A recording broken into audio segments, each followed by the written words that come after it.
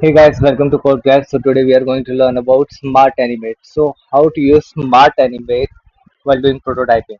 So before going towards smart animate, let me show you. So this is a screen and a little bit of animation that we did in our last video where we learned about different type of teasing animations such as, of course, linear, ease in, ease out, and all those things. So if you haven't watched my video, just look at my icon on the right side and you'll find that video. So I highly suggest you watch my previous videos before moving forward so that your bases are clear because I won't be repeating again and again everything. Of course, I will be doing it in a while, but you have to clear your base before you move forward. So now, what is smart animate? So you see, in our previous video when we finished our animation and when we tapped on it, because remember our trigger is tap currently. So I'm sorry. Let me just remove the checkbox for once. So yeah, and I will press R on my keyboard to refresh my prototyping screens.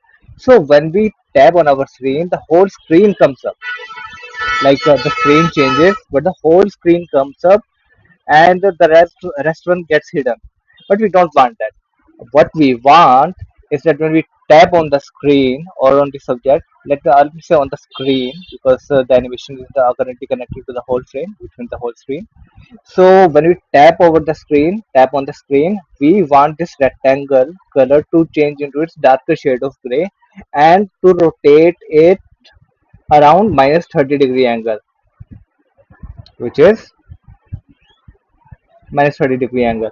Now, what I want is that when I tap over the screen, this thing should change to 30-degree angle and become a darker shade of its current background.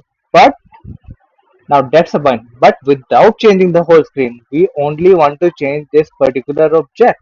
And then at the same time, we also want to change the uh, background of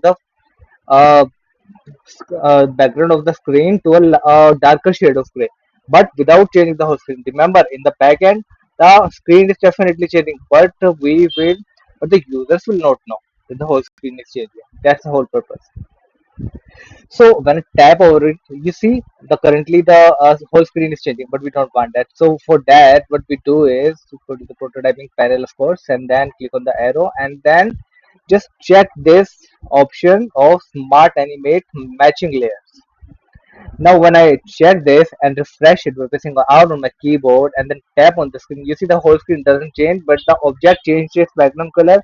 The whole screen changed its background color to a darker shade, and the object also rotated to minus 50-degree angle. So that was our purpose. So for that, we have to use Smart Animate. When we do not want to change the whole screen, but we only want to change the positions, colors, or anything of any particular object in the screen without changing the whole screen.